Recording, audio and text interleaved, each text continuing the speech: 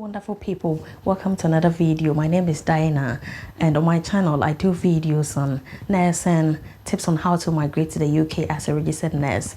In my previous video I shared information on tips on how to prepare for and pass your OSCE exams. The OSCE exam is the final and it's a practical exams you need to write when you get here in the UK, and with that you can get your PIN and be fully registered as a nurse here in UK. So in the previous video I just shared tips on how to pass the OSCE or how to prepare for the OSCE, and today's video I'm going to talk about what to actually do on that OSCE day. So just stay tuned, and also don't forget to subscribe and share with anybody who is on this journey of migrating to UK and anybody whom you think might find this video useful. How stressful it can be on the very day they're going to do the OSCE. It's normal to be nervous on this day, but then one tip I would like to share is, in order not to even be late for this OSCE exam, because you can't afford to be late, so just book a hotel or get an accommodation which is very close, even if not within walking distance, at least within like just a bus stop away, or within a distance where you can easily get a taxi or something, just so that you get there on time and get yourself fully relaxed and prepared for the exams. Also, I would advise that you go to bed early enough so that you can have enough sleep, relax your mind and your body to be fully energized for the day. I know it's quite difficult to actually get enough sleep when you know you've got this big day ahead, because you don't even know what to expect and all that. Even for me, I didn't go to bed until after 12 midnight, but then at some point I just told myself, you know what, you've studied enough, just close the books and then go to sleep. So try and have enough sleep, at least to get yourself fully energized, because if you wake up with your with heavy eyes, I don't think you even have the brain fully prepared enough to concentrate on the skills, because these exams really take almost the whole day. So if you don't have enough rest, it might affect you at some point. So that is one thing, have enough rest. So another thing is, don't forget to eat before going. Let me use myself as an example. When I'm anxious, I can't eat. But at least on that day, I made sure I had enough breakfast. I booked a hotel which was just within walking distance to the exams center.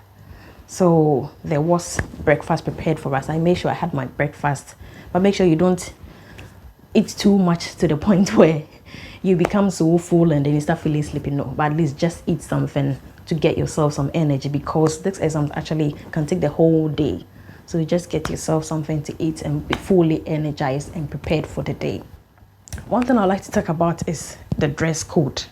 So make sure that you dress professionally. If possible, wear a uniform, because this exam is going to take place in like a clinically simulated environment. So ideally, you are expected to behave or work as if you are going to work or you are in a clinical setting. So just wear uniform. In my hospital, they did provide uniforms for each and every one of us, so that was what I wore. So I advise that you dress professionally, possibly wear a uniform. Then to take along on that day of the OSCE to the exam center is your documents, because there's going to be verification just to be sure the person who went through this whole process is the same person who is going to take this OSCE. So mostly the documents they verify is your passport and some of the documents you uploaded whilst you were applying.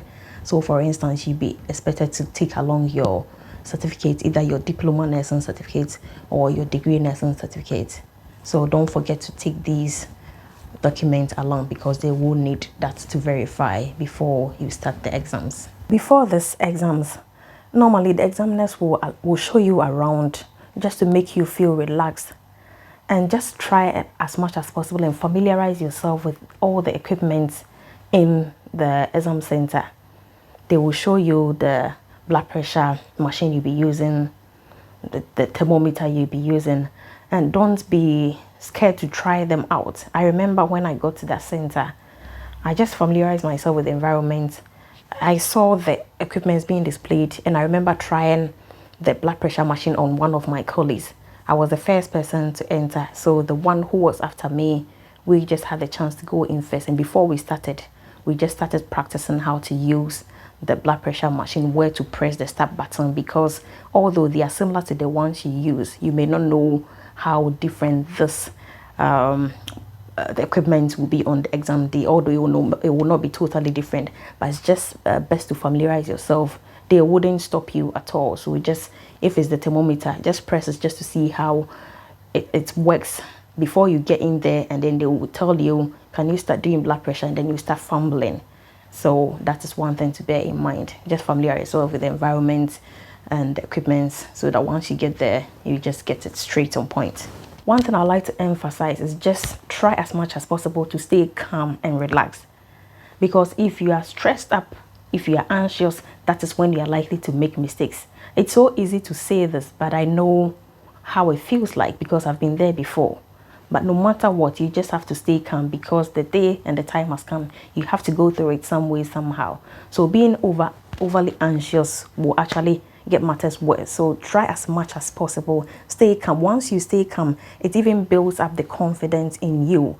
And most of the time, the assessors are also looking out for how confident you are, not only the skills, but how confident you approach the scenarios, and how competent you put in the energy to doing these skills. So just try and stay calm, because if you make mistakes, some of them will not be pardoned.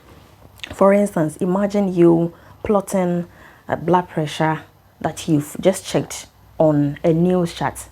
If you are anxious, you might end up plotting the figures wrong, and that is a mistake that cannot be pardoned. So try as much as possible, just calm down, and then do the best that you can. And most of the assessors, they are always willing to help you in any way. So being anxious will not necessarily help the situation in any way. So just try and stay calm as much as you can. So one thing to take notice of it, if you realize that you are not likely to finish the task within the stipulated time, try and then verbalize what you would have done. At least it will let the examiner know that you already have it in mind. It's just about time that you were not able to finish. So for instance, if you are assigned a task like wound dressing and you are allocated 15 minutes, if it gets to about 13 minutes and you realize that you are not likely to finish everything, just verbalize that at this point, this is what I would do, and then just verbalize the next steps throughout up until the time you run out of time. So the reason why I'm saying it, let me use myself as an example. I was asked to do a wound dressing, and I knew very well that I would not even finish to even think of cleaning the trolley, because ideally, before you even set the trolley for your wound dress, you have to clean it before, and once you are done, you clean it after.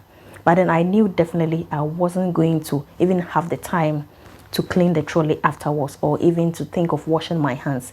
And these are very, very important. So when I realized I only had just a minute left, I used that time to verbalize that after this procedure, what I'm going to do is to clean the trolley, take off my apron, PPEs, and the next thing I would do is wash my hands and do my documentation. So once you verbalize that, at least the examiner knows that you know exactly what you're supposed to do. So they are likely to pass you and not to fail you. So just try and verbalize as much as you can as and when you go through. And when you realize you're not going to finish at the very last minute, just verbalize whatever it is that you would have done.